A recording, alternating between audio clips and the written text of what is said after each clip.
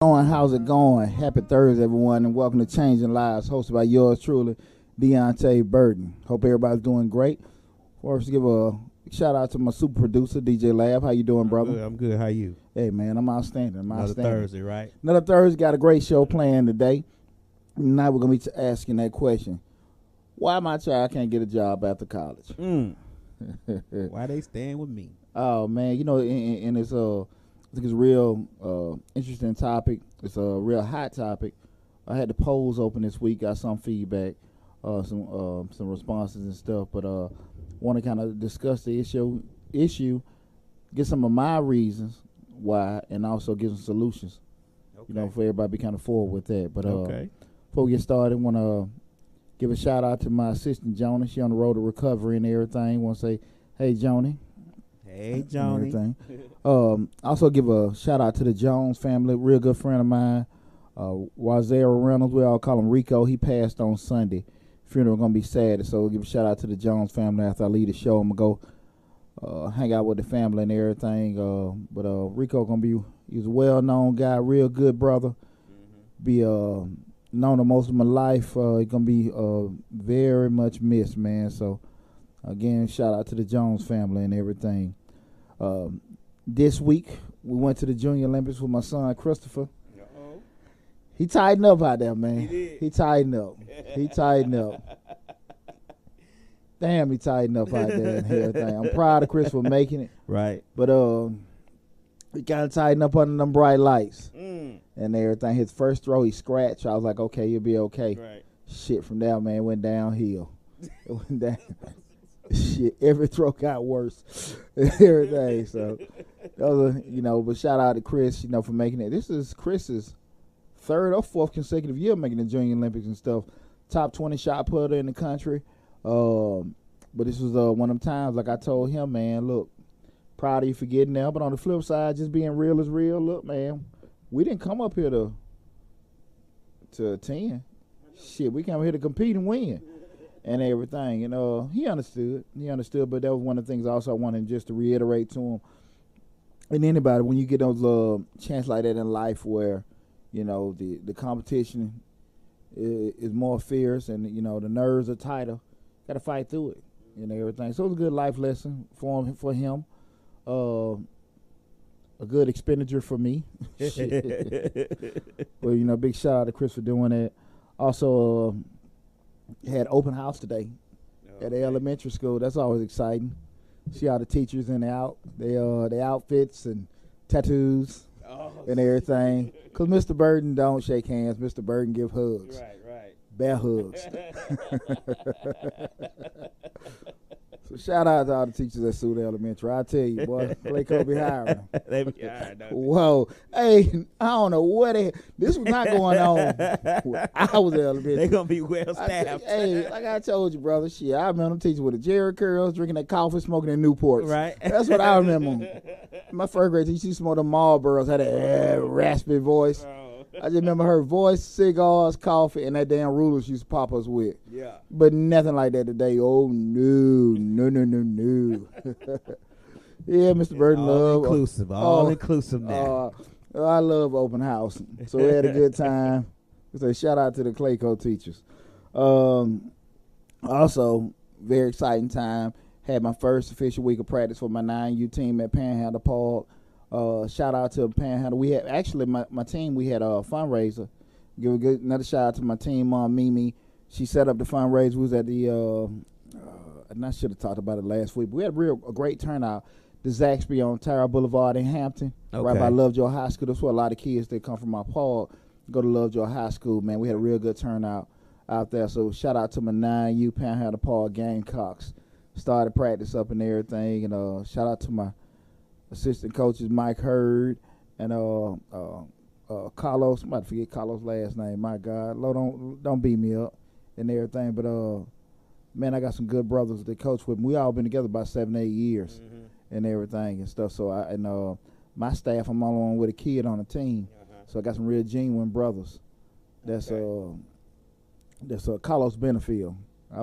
You call him by first name, somebody forget his last name. Right. So much, but yeah, but man, solid brothers and everything. And but going into this week's show, again, we're talking about why my child can't get a job after college. And the reason why I want to do this show is because it's been a great debate with a lot of times people talking about student loan debt.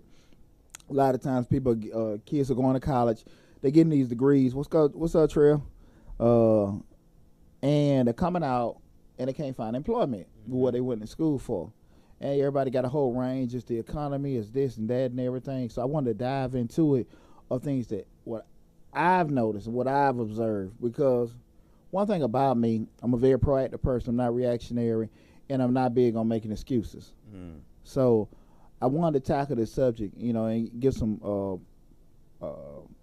information and also share some personal information about myself too regarding the subject. Again, this is Change Your Lives, hosted by yours truly, Deonte Burden. Make sure you go to the YouTube channel, subscribe to it. Lab had a real good point. When you see the notification button, hit that bell. So anytime we upload any kind of video, you guys can get a notification. So make sure you hit that bell, like, share, and subscribe to all the videos. Changing Lives, hosted by yours truly, Deonte Burden. You know you're in the right spot once you see that blue silhouette on there and everything. But just to go into our subject, what we're talking about tonight, this is why your child can't get a job after college. I remember vividly when my son graduated from Vanderbilt. And what stuck with me was, I understood he was getting ready for, they just had the pro days and the combines, Matter of fact, it was just right after the draft because he didn't get drafted. But I remember going into it where his focus was immediately because he finished the previous November. So from that point forward, we were just getting ready for the pro days, the combines, and all that kind of stuff, the workouts for the pro teams. But what stuck with me with that, during the commencement, all the kids coming up, hey, upon graduation, I'm going to get ready to work for Coca-Cola. And we all talking about Vanderbilt. We're talking about the top 10 universities in the country, so I know it's a whole different hiring pool. Right. Concept's still the same. Just follow me with the story. But when I'm sitting there in the stands listening at the commencement, how many kids were saying, I'm getting ready to work at this firm? You definitely, GE, Pepsi-Cola, Coca-Cola, all Fortune 500 companies going to different firms and stuff like that.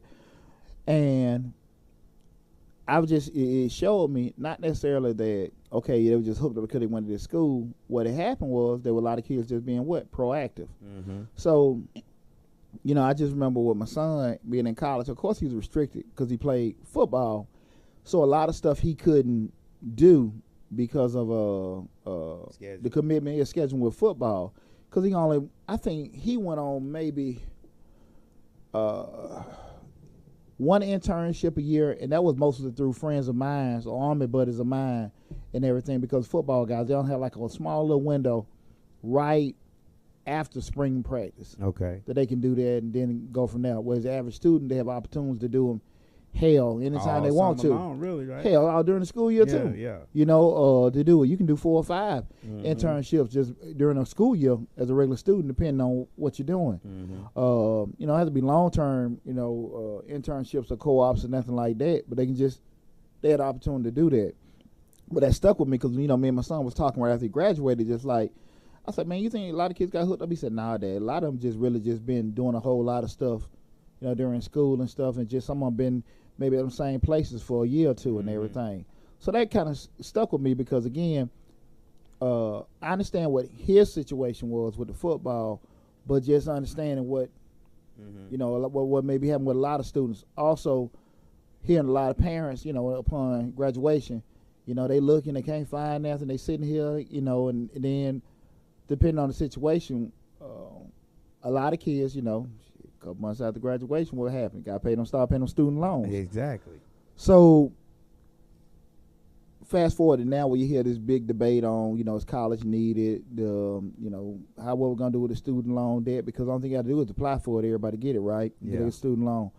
And I put a poll out to see, okay, what do you guys think? What do you think some of the reasons why kids can't get hired at student loans? Man, it was all over the damn place. But 3, just kind of go with 3 that kind of stuck with me. One person put out there, no jobs available at a living wage. And kind of what my response with that is, I don't agree with that. I think it's we're talking about the college. We ain't talking about you going to work at Walmart or McDonald's and nothing like that.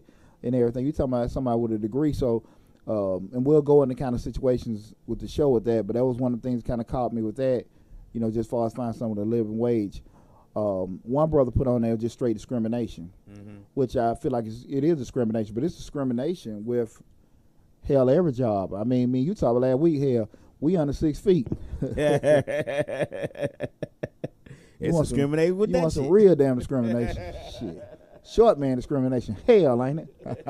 Real hell. You get it from the jobs, the women, the everything.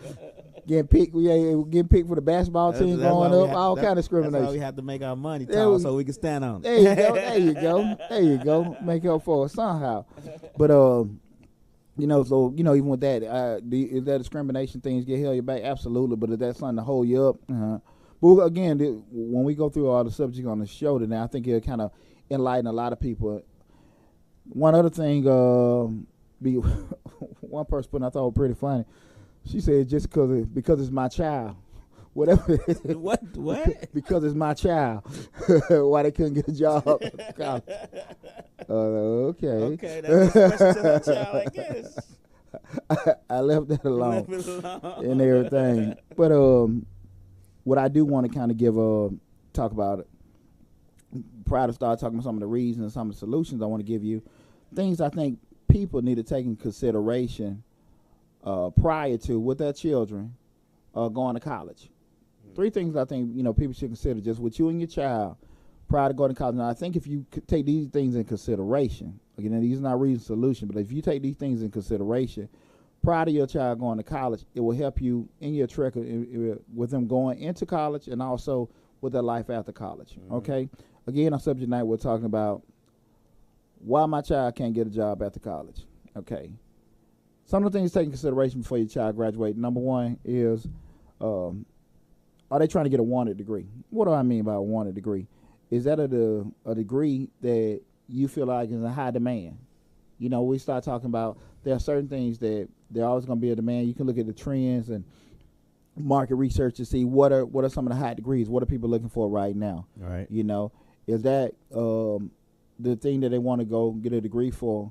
Is there a need for it in your particular area? Will they have to relocate? Is it something that have to go abroad? Maybe have to go overseas for, and everything. When you start talking about maybe some of your what are those? God, I just had off the top of my head. Just some of the polar research sciences and stuff like that. If you're interested in doing something like that, you may have to go to the polar ice caps, Antarctica, or something like that. Marine biologist or something. You have to go to maybe the coast or certain lakes to do it. It's not, if you're from the city, you more likely won't find a job doing that unless you're working in a zoo. But even that requires you to go and do something like that so you'll know how to take care of those animals. Exactly. So it's not just going to be, I'm going to work at the zoo. If you go to the zoo, you're going to be sweeping up. You know, if you ain't done no intern like that. Yeah, but even to that point, you don't know what damn, just saying the zoo, nature preserve, you still got to travel. So these are just some of the things that we take consideration in terms of, even are you willing to locate? Just things to take. These are things I want you guys to take consideration before going to school and looking at it. Like I said, the first thing is it like a wanted degree. What is the demand for that particular degree? The second thing is that you and your child need to be open-minded and know that things may change and they may change their degree. It's nothing uncommon for a student to go to college, take 1 or 2 classes, and be like, I do not want to deal with this shit. Okay? That's nothing uncommon for people to go, and that to happen. Just take a class, you go in there, you want to be, an accounting major. You take this religious study class. Wow, man, I like this, man. Boom, they into it. You go, my son, he went to Vandy to be an engineer. And he didn't realize what hit him was more how competitive the school was. And he took this one damn, what's it called, those binary numbers, one of the programming class he had to take. Yeah. Shit, ran his ass right to the HR degree. Because I was doing chemical engineer when I was going to be a chemical engineer. I said, yeah, I need to know how to be a chemical engineer. Got in that class right there. I said, nah, this ain't what I'm going to do. Ran you up out of there, didn't he? Slap up out of there. And that's all, and like I said, it's not uncommon, and also just sometimes, as you take other classes, like I said, they'd be totally foreign to what you do. Look at that religious study. You can take a political science class. Be like, look, man, this is pretty interesting. And everything just changed. You know, the interest, because, again, that's one of the great things about college is that you're meeting other people from different backgrounds, and everybody's talking and thinking, and you're doing a whole different kind of process. And you never know until you've been enlightened on a certain subject, if you've never known about it before, how it's going to affect you from an interest level. You know what I'm saying? I mean, just, you know, hell, I can honestly tell you, a year and 2 years ago, I wasn't thinking about, you know, doing a show. And I just like, I could never just shut up talking. Anybody know that about me? Man, it's been heaven sent. So you just never know what can come across you in life.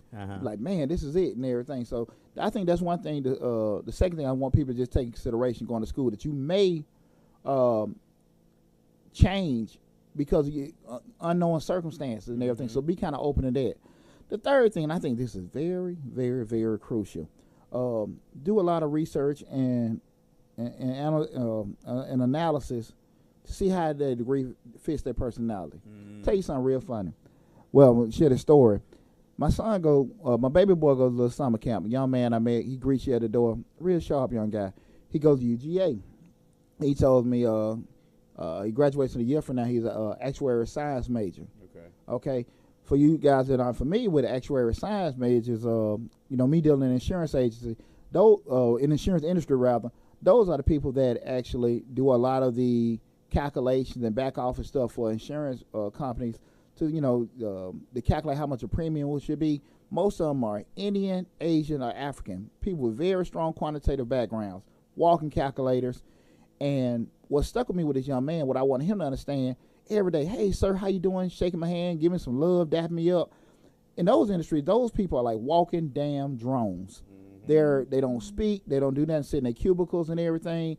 They just want to work, add up stuff all day on the calculator, and go home. And I was like, son, do you really know what actuaries do? He said, well, yeah. In essence, he knew what they did, but he didn't know what, you know, how the industry works, how the actual job, the work environment is. I said, look, man, you're a smart guy. You're real impersonal, real sociable and everything. I feel your spirit. I don't think that's the thing you need to do, son. I said, because this doesn't fit your personality. You come here every day giving me love and everything like that. I said, son, I said, you haven't done an internship for. He said, no. I said, son, I'm telling you right now, that doesn't fit you. Right. Because you're going to go to a job. And you're going to die. Yeah, exactly. They're not going to hardly speak to you. You might get a hey, or whatever, bye.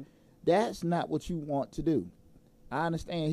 And I told myself, look, I'm not telling you like it's a bad thing, but it doesn't fit your personality. I said, your spirit is, you're a greeting person. It'll kill his spirit. It will kill him just being in that confined area, not being able to, you know, just do what he normally would do because that's his personality. Exactly. That would kill his spirit, and then he would be miserable from that point forward. Exactly. So that's why I want people to kind of take consideration. You know, look at your kid's personality. They're a sociable person. Are they an introvert? They don't like being around people. Are they one of the type of people that likes working in groups? Or the one of the people that want the world of autonomy? I don't want nobody bothering me. Get away from me and stuff like that. Y'all got to take that stuff in consideration. Even with right now, just in grad school, I remember from undergrad to grad school, you maybe had a couple group projects, and they made you do, and, you know, everybody kind of dreaded doing group projects because everybody in the group won't pull their weight. Right. When you get to grad school, especially from a business side, everything's group-based because the work industry is letting the schools know that, you know, pretty much now everybody works in teams or them cohorts. So you have to be able to do that. And now the demand has shifted for we actually need people that can work and be flexible with working with groups and people and everything. So you start talking about going to the business world. If you're not the type of person that can work with people and deal in kind of on teams and stuff like that, you're going to have a tough time because everything's team-based right now. And that team may not necessarily be in your face. You may have team members all over the country that's working remotely. And again, if you're a child, you looking at them, looking at you, you know your baby, they know themselves. Don't go out here trying to do stuff that you know is going to be probably against their personality. You know, they seek excitement or something like that. Don't, you know, kind of, it's not to discourage them, but try to put them in a position where they can see exactly what their job, because it may be something that would be totally boring to them. So those are three things to take in consideration for you and your child prior to going to school in terms of thinking about what they want to go to school for. Number one, is a degree that's in demand. Number two, be considerate that things may change and they may change. I recommend everybody having at least 3 degree options. They don't have to be close. But have 3 degree options. Have your primary and maybe 2 secondaries, just in case. You know, just be kind of free fall thinking about things and everything. Just be kind of receptive to it.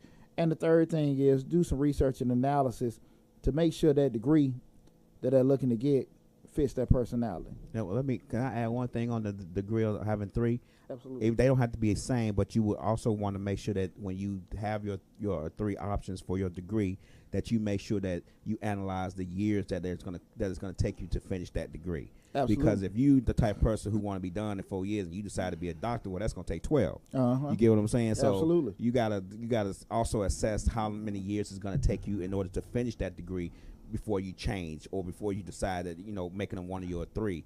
Try to make the years coincide with what you want when you want to be done. Absolutely. Yeah. Absolutely. Again, this is Change Your Lives, hosted by yours truly, Deonte Burden. Please go to the YouTube channel. We're streaming live now on YouTube primarily, Facebook, and Instagram. Also, like I let everybody know, and I'm trying to put it out as much as possible, beginning September 1st, we're going to shift the Facebook live stream to the Changing Lives YouTube page. We just want to get the numbers up because I had more Facebook friends than I had actually Changing Lives Facebook subscribers. But since those numbers are going up, we're going to shift everything beginning September 1st to the Changing Lives Facebook fan page. But again, go to the YouTube channel, like, share, and subscribe to it. Make sure you hit that bell on it so you can get all the notifications. Everything's coming up. One other story I wanted to share with everybody before I was getting into it, in regards to your kids getting jobs. There are like 3 main jobs that I think everybody can get, upon graduation, no problem, whatever. And listen, this is not against none of them and everything. It's just me being honest as possible. That's being teachers, police officers, and firemen. You got a degree. And what happens is a lot of times, kids graduate from college, everybody got that excitement, and but when we talk about the reality, a couple months afterwards, you got to start paying on student loans. Pretty much those are 3 surefire jobs you can get. Right. Teachers, they're always hiring, got a degree, police officer, and firemen. The unfortunate part about it, a lot of times people get hooked in those particular fields. 5, 6 years into it, I really don't want to do this. But they had to get it to pay those loans. So what we're about to go into as far as some of them reasons why you get put in them situations and how to avoid it. Because what you don't want to have happen is, and it happens far too often, people put themselves in positions because they figure like, I got to get these bills paid. And I understand that. But when you put yourself in that situation, then you get stuck. You mess around, say you get married, you buy a house, you buy a car, have a baby or something like that. Now you're like, I got to keep this employment. I can't kind of go what I went to school for, what I was dreaming of doing and everything. And we really want you to avoid getting hooked there. Like I said, those are 3 main fields. I would really say most people to get into them, they're coming out of college, really don't want to do it. It's just, it's there. And a lot of time it comes down to really they don't have a good blueprint on how to get into the position, what they're working, what they went to school for. And one of the main reasons I want to just even make this show because we're having so many people, especially African American graduates, people coming out of school, and for different reasons they can't get employment. And I want to address some of them because I think people are doing too much talking instead of enough doing to get themselves there and everything. So that's been the whole gist of this show. So while we're getting started, what I want to just bring up is the reasons people don't get a job. Okay? I'm going to give you 3 solid reasons why I feel like people, kids don't get a job when they finish school. The first being, when they go to school, they got a plan to graduate, but they don't have a damn plan to get hired. Exactly. What's funny? If you think about it, when you see a lot of your friends and stuff posting, great, this is a great time and everything. My baby finna graduate in December. My baby graduating in May. My baby graduating in July, or whatever they put in the graduation dates on there. But they never saying what. They start working at this company, in August, September, December, whatever. The focus be so much on getting there and graduating, getting a degree, and it's less a focus on what they're gonna do upon it. Yeah, you know what I'm saying? Exactly. And that emphasis is never there. It just seems like everybody assume that this degree is a magic genie, ain't gonna give them a damn job. And I just think that if you go into a situation with that plan, especially that thought process in mind, I'm going here to get this degree, but also it's like they go in conjunction with each other. Both of them running at the same time. I got my graduation plan. I also have my employment plan. Your thought process has to be like that from day damn one that your child starts school. Okay? Again, take consideration what we talked about before. They're all going to have different interests. Things may change. They may have that degree change, but it's still that reshuffles and right then and there. You're looking about what I want to go to school for when I'm graduating, but I'm also making a plan going simultaneously when I'm going to try to get hired upon graduation. And everything you do from that point forward is for that purpose. Yeah. It's for to obtain whatever now I ain't gonna say job, I'm say career that you think that you are going for once you graduate. Because if you don't plan for that the first year within your college time, by the second year you're gonna be confused because you haven't done anything in order to solidify that purpose of what you're trying to do when you graduate, because you haven't done it, you haven't researched anything, you haven't looked into any companies that may do what you're looking to do. You may not, you may want to relocate, you may not want to stay around mom and them. Okay, what companies it's everything you do from day one, or not say day one, let's say month one when you get into college is working towards your career. Yeah, people don't realize that. People don't realize that. You want to know why? Because people think they got more time than what they have. Yeah. And when you sit here and say, well, you got 4 years to graduate, you also got 4 years to get a job, bullshit. You don't know what's going to happen in terms of each year, what's going to hold you up. You know, they may only have a certain company that may offer certain internships or work opportunities during your sophomore or freshman year, and they don't do it for a year or two. They may do it every 2 years. They may just offer regional in certain areas. You don't know when you take certain classes, it's going to be a buzzsaw. Whereas, look, I'm planning on taking this internship next semester, but then you got to deal with Professor Johnson. Professor Johnson is a retired Marine gunnery sergeant, and he hailed from the door. There's no way in the world you're going to be able to take Professor Johnson class and also the internship. So don't be putting off for tomorrow what you can do today. And I know people have heard it a million times, but that's so serious about that. People just look at it like, hey, I got all this time, got to do it. That was one of the hardest things I had to get my son to understand when he first got to college. And I really had to just focus on that with my other kids to understand that in his mind, you go the good part about college is you got this freedom and you got this autonomy, you got this whatever to do, whatever. The bad part is what? You got this freedom and all this autonomy. And he take a class on Monday, his ass thinking he got a week to turn the assignment in for the next class. He ain't even thinking about, I said, son, you think you got 7 days. Bro, you ain't got up for 2 hours. What you mean I got 2 hours? I said, you got other classes during the week, they're going to be an hour, 2.5. You already have 3 football meetings a day, 2 or 3 practices a day. You got a game, and then right after the game that next morning, you got film study, workouts, and treatments. I said, you really got 2 hours. And he's sitting there thinking like, yeah. You know what I'm saying? And that's just, like I said, being unrealistic. And, a lot of times depending if the parent ain't been in school, they don't really understand that. And if a parent, I didn't play any kind of college sports, so I didn't understand, I didn't think about it until somebody brought it to my attention, how condensed this schedule is. It was very structured, but it's condensed. Yeah, exactly. He had so many obligations that didn't have to do, obligations with football, they had nothing to do with school. It took away from a lot of stuff. So that's one thing I want people to kind of be considerate of. Go to school with that damn plan. Go to school. You're not just a graduation date. You got to be simultaneously working on that higher date. Okay.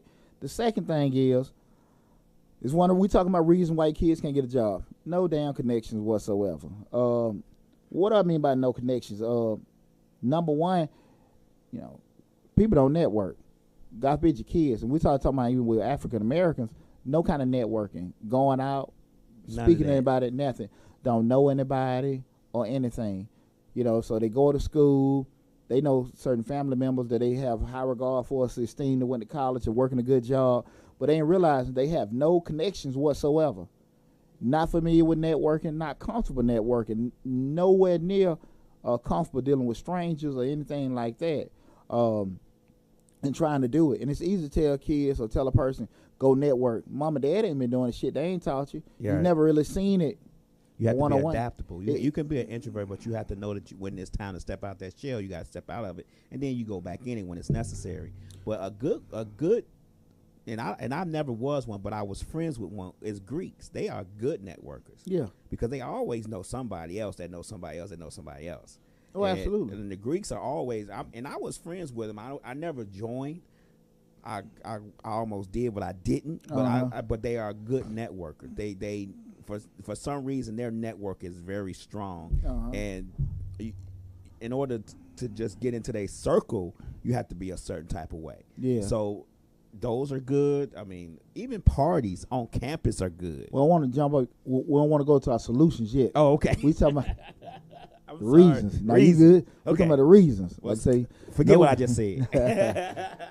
No connections whatsoever and everything. And unfortunately, a lot of time when kids get to college, they don't really start getting serious about networking and things their senior year, because they know it's coming up, and now they want to go on an internship, and now they want to do something, and they realize they don't really know anybody, just to do that.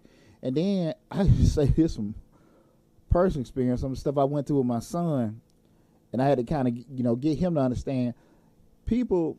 And this for y'all, you adults and parents out there.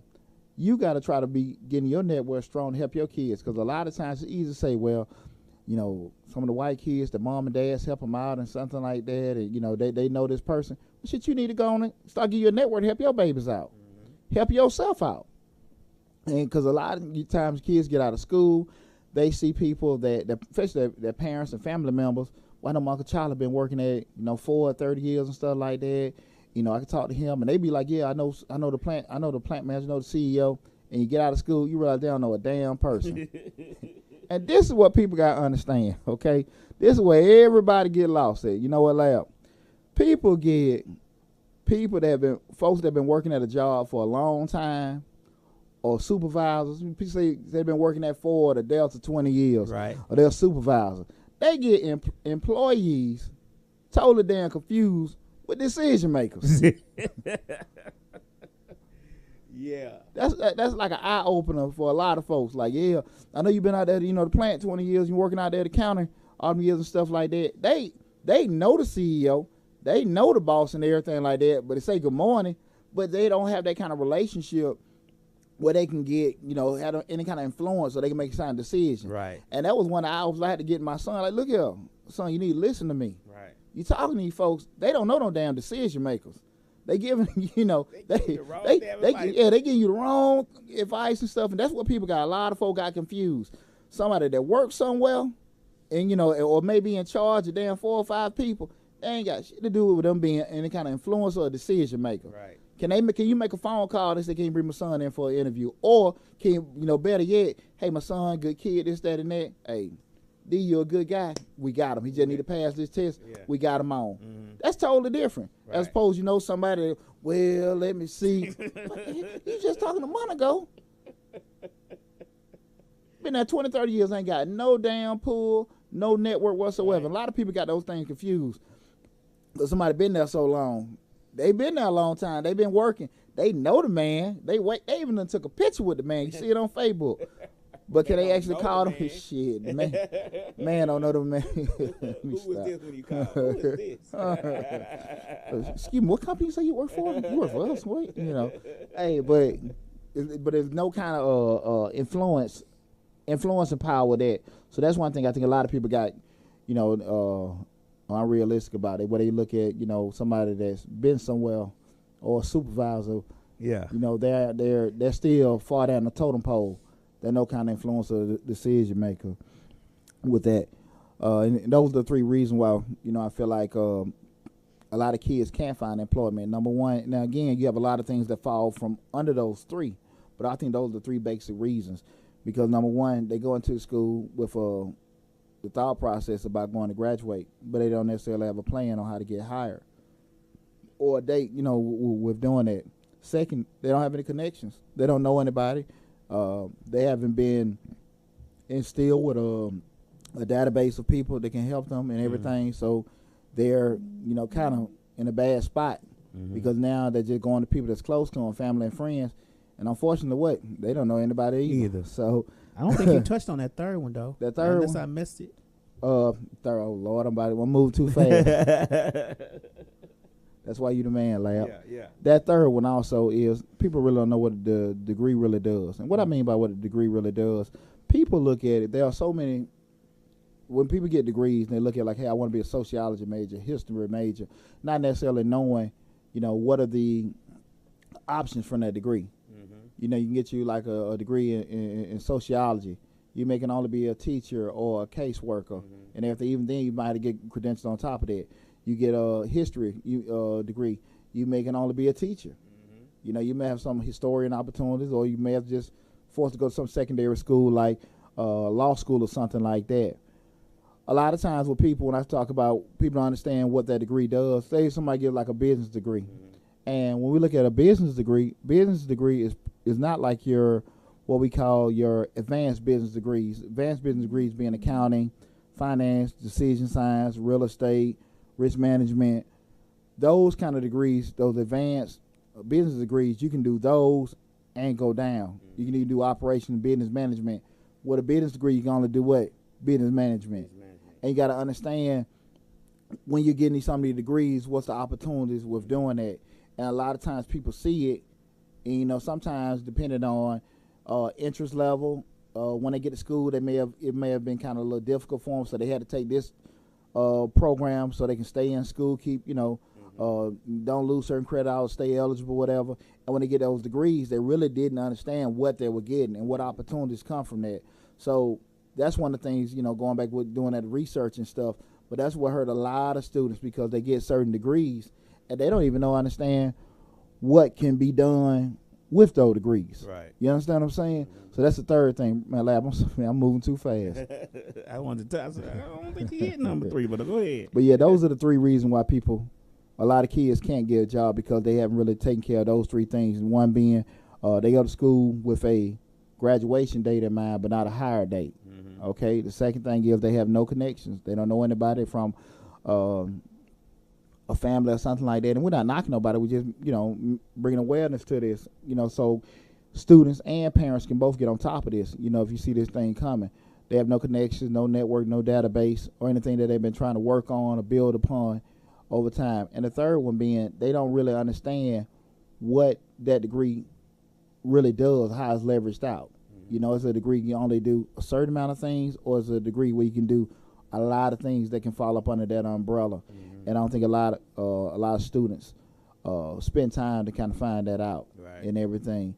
So those are 3 things. Again, this is Deonte Burden. Our show is Changing Lives. Make sure you go to the YouTube channel, like, share, and subscribe to it. So right now, brother, I'm finna give solutions. Okay. I done chimed on it and everything. Before I get to solutions, like I said, going back to what a lot of people were saying and stuff like the living wages, opportunity discriminations. Let me say this before I get my solutions. Everybody know one of the main things I'm always saying is what? Control your controllables. Shit that you can't control, you don't need to hop on that. You be aware of it, but you just hopping on it. We can sit here and talk about you being discriminated on. It's going to happen. Okay, cool. So you still got to plan around that. We know that sometimes, the opportunities, the monies and stuff like that is in certain areas, it is. We got to be aware of and plan against it. If you know that the opportunity is not in particular there, go where they are. Right. If you know these people don't like you, they're going to discriminate you work at, go somewhere else. It's going to happen. Control your controllables. Focus less on what you can't do or what's stopping you from trying to do what you need to do, and focus on what you can do. It's not about being fair or unfair. It is what it is. The time you spending griping or talking about what you can't do or these people holding you back, taking away from the energy you can be fixing on what you can do. That's true. I'm not saying people ain't gonna discriminate you. I ain't saying people ain't gonna hate on you. I ain't saying people not gonna be unfair with you. Of course it happens. But shit, what you gonna do? Keep talking about it? You still gotta eat. Still gotta eat. Okay. But it's still people come to this country, can't speak a lick of damn English, opening up gas stations, beauty salons, and all kind of stuff. Regardless of the help, they doing it. And we be here all these years, all these generations, and still don't take advantage of it. So keep in mind, it ain't got to be a fair race just as long as you get in the race. All right? I don't give a damn if they got a head start. You start a race with your arm tied up behind your back. You know, you on your back when the gun go up. I don't care. At the end of the day, just run your race and cross the finish line, okay? Let's go into these solutions. Number one, plan. I say again, plan. I think every student should go to college with a blueprint of how they want to go about everything. Mm-hmm. Now, what's a blueprint? Blueprint is a plan of action, how to, you want different steps to fall into place, or how you want the framework to fall in place. The key word with that is what? Plan. We know plans what? Change. Okay? Have that plan, what we talked about before a couple weeks ago, the contingency plan, we did a lot of times in the military. Your plan B, plan C. Have that set in place with your plan, because there are things going to change from a market standpoint as far as people, jobs wanting that degree or not, certain certifications that may come along, certain, areas you may go to. So have them contingency plans set in place so you make certain adjustments and changes to it. But go into school with a plan of action on how you're going to go about everything. From year one, I'm going to do this. Year two, I'm going to do this. Year three, I'm going to do this. And this is going in conjunction with just your regular studying and going. Okay, this is my plan. This is the degree program I'm in, and this is my plan of action for me to be hired upon graduation. That's from the damn day your kid step into that damn college. Right. Don't you try to do this shit your kid senior year. You're gonna be pleasantly shocked. Yeah. Especially if you fall into some of them 3 reasons why they not. Mm-hmm. You ain't got no connections. You don't know anybody. You have no real idea of what they getting a degree in, and y'all have not seen any, they don't kind of blueprint or anything. Sit there and just make that plan. And as a parent, hey, revisit it with them. And as a parent, if you're not familiar with, you haven't been to school, you're not familiar with what they're going to school for, hey, put it on your kid. Call your counselor, son. Mm-hmm. Find some mentors. Do this. Put all this shit on them. Yeah. Put it on them. Responsibility too. Absolutely. Put it on them. You got to do it. The second thing is network. This going back with my brother Lab, man. Lab all on it, man. I don't know if he the Dalai Lama or what. Just with jumping with the Greeks and everything. But that's one network. Join these organizations, meet with these people. And I'm going to say this. I think kids should be interning and volunteering from the beginning of their freshman year. Mm-hmm. The beginning of their freshman year. To kind of, because you want to go to school for this particular subject, that intern is going to let you know early, it is some stuff you want to do. Mm-hmm. What kind of commitment you need, what kind of work environment, how is it and stuff from their freshman year. And I'm not saying they got, it could be in different variance levels and everything, but it's something the kid need to be trying to get some kind of experience or taste of what they're going to school for, from, like, say, intern and volunteering, just seeing how it is soon they hit school. Like Lab said, joining certain organizations and groups while in school. Networking, meet with these other folks, certain student unions, certain different kind, future lawyers of America, future doctors of America, future business leaders of America. Join those groups. Mm-hmm. Join those, join your fraternities, different organizations. Push. Your child should be constantly trying to meet with influencers and decision makers in these companies or organizations to see, to build a network base. They grown. They not children no more. They shouldn't be afraid of talking to strangers. Okay? I'm going to give them one more, something that they going to like. Go to some of these campus parties. Because like you said, when we talked about cigar bars, you never know who you're going to meet at the campus party. Absolutely. But it gets your face out there. So where if you go to a couple of them, and this is just being social, you go to a couple of people like, oh, I know, that's Lad right there. I seen him at such and such party. Absolutely. Because your face is familiar. They're not going to talk to people and network with people that they have not seen before. Absolutely. So if you've been out there, you go out there, even if you don't volunteer or whatever, but you got to get your face and be seen somewhere doing something for people to notice you. That's just campus life. See, the good part of what you're saying is you can't assume that people just going to give you opportunity they don't know you. You know, and this is one of the upcoming shows we got to talk about. Business is all about relationships. And people knowing you're a good guy, you're a cool person, so just quick they can know you're a bad person, you crazy as hell. You can't assume that you're going to get certain opportunities just because you went there. I got a degree, I can't find no job. Shit, why am I hiring you? They went to school all these years. No, you have to go out here and meet people. And if you have a personality where you're not really comfortable with talking to folks and stuff like that, you got to start somewhere to get over those inhibitions of talking to folks. So you got to really, your child got to be knowing, like, look, I understand you don't really like going here. You don't really like talking in front of groups or doing this kind of stuff. But for you to get what you want, you got to get past that shit. So you got to ask yourself that question. Is my fear of talking in front of groups or my fear of talking to strangers greater than my want to get this job? Exactly. That's your answer right then and there. Okay? So that's one of the things I think a lot of times people need to get past. The third thing is, and I think this is very, very, very important, and I remember this just with a lot of friends of mine when folks finished in school, and even with a lot of kids right now coming out of school, my son included, you got to be flexible with your options.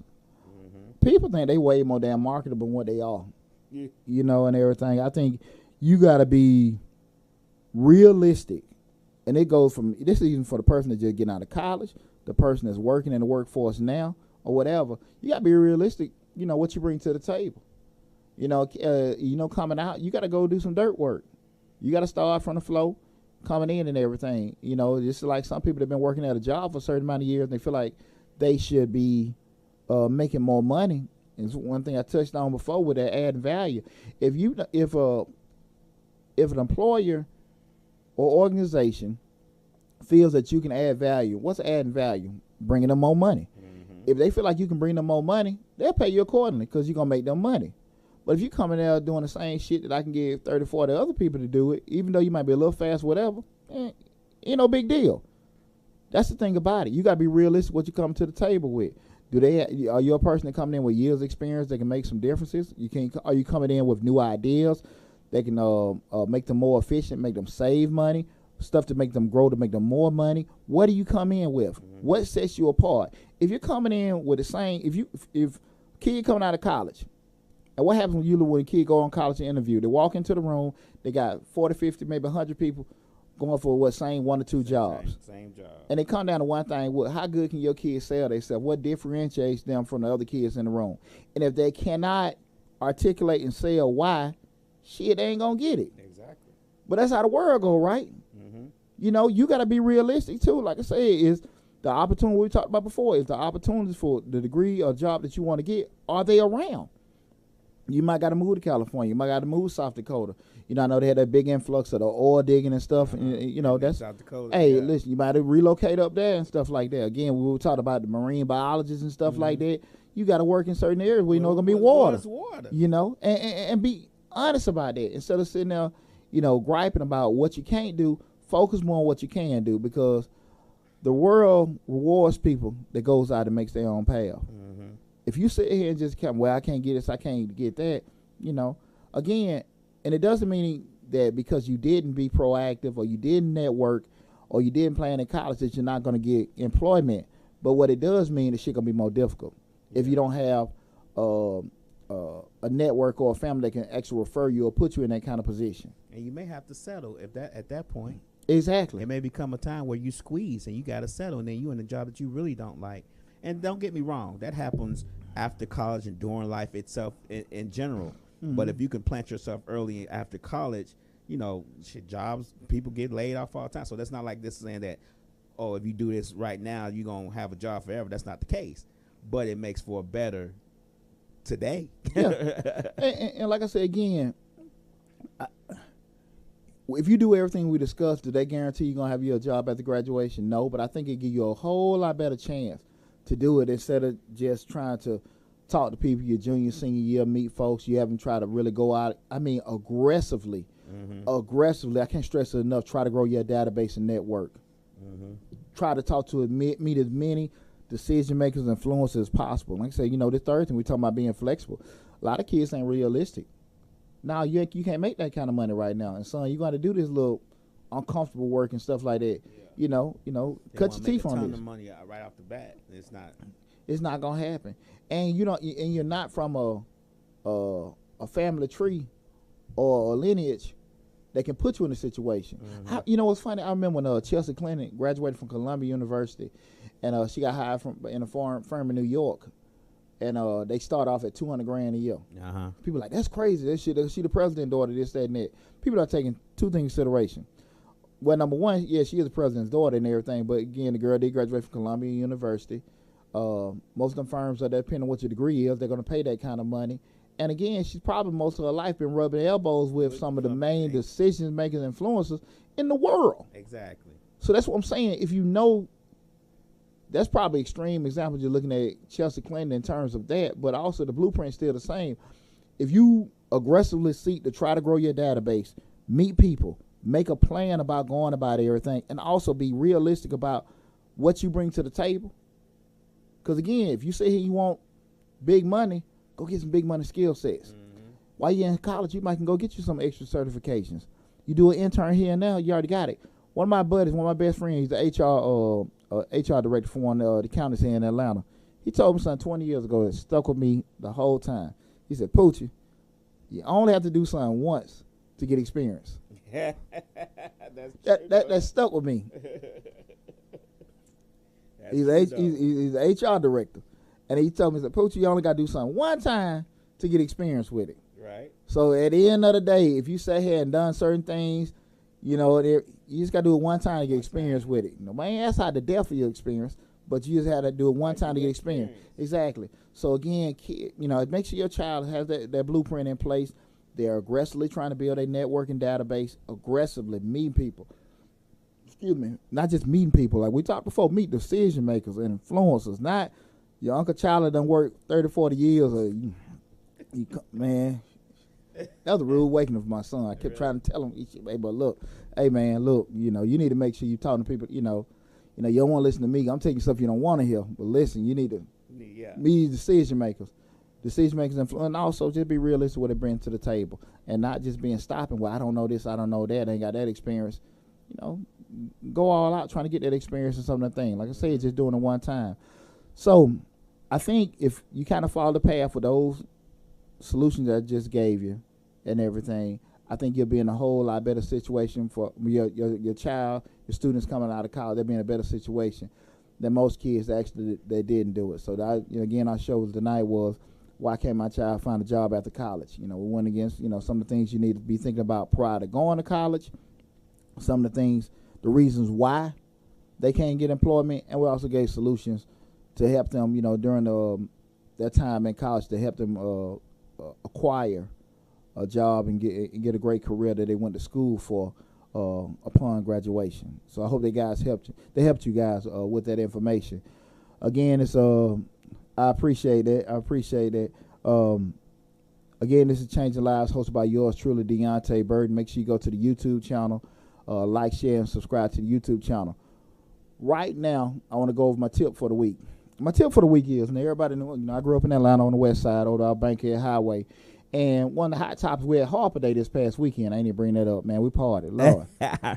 Charles Lincoln Harper High School, 1964 through 1995, 31 years on that field, 5,000 people strong. What? Partying for 12 hours all day, July. We were going to come through, but we had an interview, right? Yeah. And the interview then end to like 4:35, like 4:35 o'clock. And then we was like, we going to go. And then first thing we said was, Poochie said, don't come out there.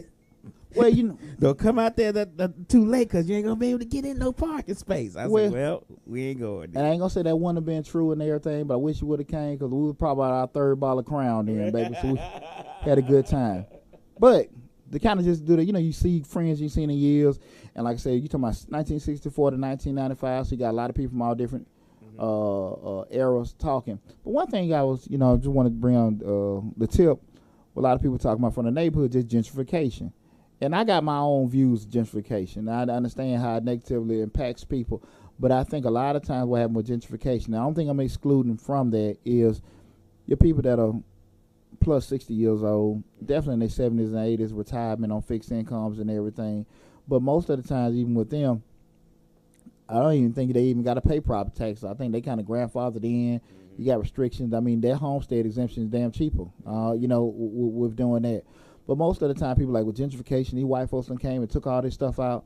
And I think that's BS. And I'm just tell you why I say I think that's BS is because what I know personally, when we start talking about gentrification, people ain't going, especially us in the black community, we ain't going to none of these damn city council meetings. Mm-hmm. On the west side, people ain't going to their NPU, neighborhood planning unit meetings. They're not going to their county commissioners. They don't even know who they damn local, county, and state representatives are, or even federal representatives or anything.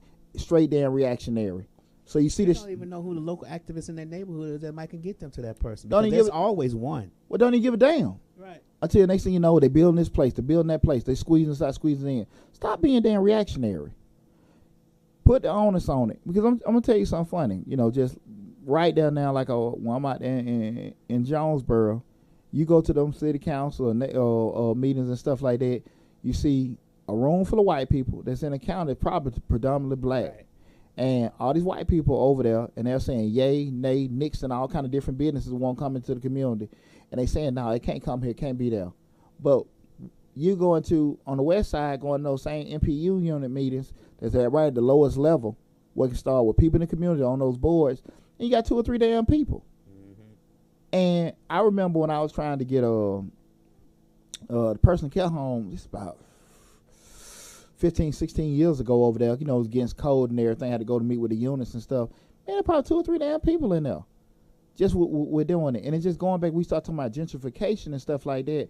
Stop being damn reactionary. Mm-hmm. Find out what the hell going on. Stuff is popping off. They got the, we put in the paper today, some condos going up on Bankhead, $400,000. People like, look at this, look at that. They put those damn bids and stuff like that in years ago. Like, they didn't just pop up. They have to put up planning stuff on boards around your neighborhood to let you know that zoning is changing. They have to put up zoning, and then they'll put up a date of the meeting. September 12th, it's going to be a meeting for zoning change in this area, 9 o'clock. So they let you know, even when they do beer and liquor stores, all that, they let you know that when the meeting is going to be, because they have to do that. Mm-hmm. By law, they have to let you know that the zoning meeting is going to happen. We may zone this to be a gas station. Absolutely. And you may not want it to be a gas station, so come to this meeting and tell us about it. Absolutely. Went to it personally.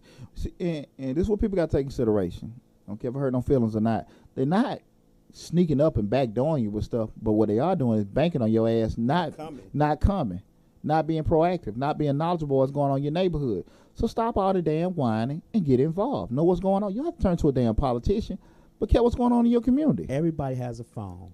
You can go on fultoncounty.gov or one of them, and they have the information on their websites. 99% of the time they have the information on there. While you surfing Instagram, type up and say, oh, I just saw this board. Let me see when this meeting is, see if I get about 5 or 6 of my friends to go over there with me. Because there's ways to get this information. And I understand, and don't get me wrong, I see both sides of the coin. I understand that it may be pushing out older, and the only problem I have is with the older folks who's been there for 60 and 50 years that's getting pushed out because they can't afford the taxes on the house because they're on a fixed income. Yeah. Those people I get. But I don't get people who may be younger, who may inherited the house from their parents, are not paying tax on, they're not doing anything to fix up that area, but not going to these meetings so they won't be squeezed out. You have to do that. Totally get that. Now, with that said, I know it's not in every county, not in every local municipality. Most have things set in place where if you're a certain age, they kind of almost damn Nixon, you're at minimum, bare minimum, with paying the property taxes. Like, it's not going to go, somebody 60, 70 years old have to go there. You know what I mean? Right. Especially you already got your homestead exemption, then you start going to senior citizen exemption. It doesn't go from 0 to 100 like that. Right. You know, and everything. And that's one thing with that. I just think the vast majority of us are saying stuff like that because we've lost our family home, may have been through, especially a lot of people. You start talking about that, I say 55 to 35, people that grew up probably in the 90s and 80s because of drugs or different things like that, have lost family homes, and just, it ain't there no more. And now they just pissed off this, that, and that, and everything. But still, we're going back into it. Even if you know you have some, you know about certain things that can affect you. The elder, like I said, the elder is a touchy subject. But I think even with that, they have a lot of programs in place. But again, do they know about it and stuff like that? No. A lot of times because they may be stuck. And I think that's where the governments have to come in, and do a better job with kind of reaching out to them and letting them know, because they do mostly have programs in place. The flip side of it is, I don't necessarily know, I don't want to say that's not a majority, but I don't think that's the vast majority that are damn losing. I think the vast majority just people our age, and I'm talking anywhere, like I said, that 55 to 35, they just ain't damn being proactive. How they build this?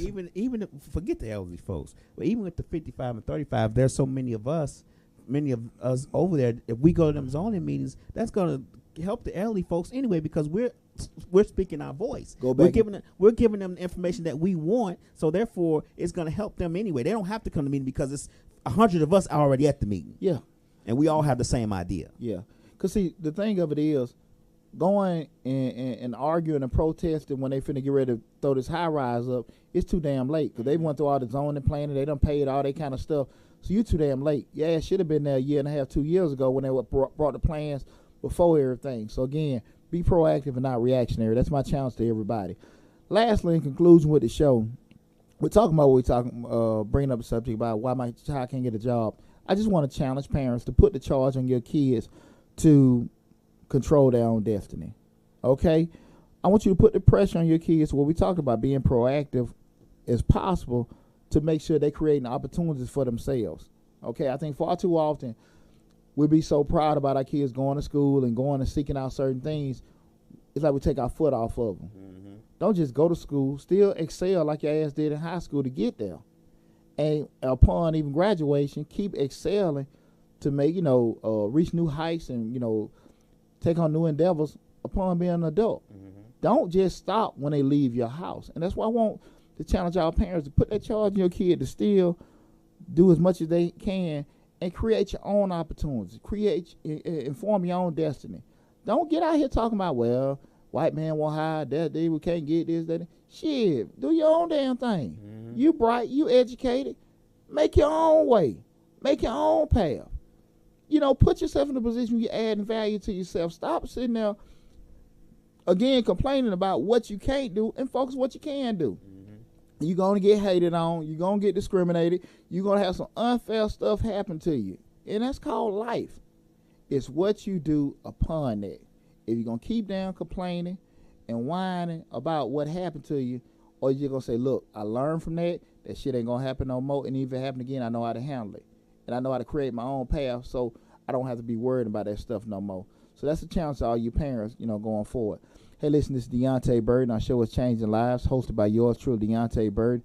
Hope you enjoyed our show tonight, where we talked about why my child can't get a job after college. Please, please, please tell everybody about the show.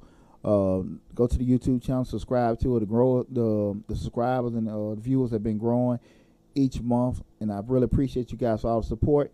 Make sure you tune in to us next week. And as always, love you guys. Take care.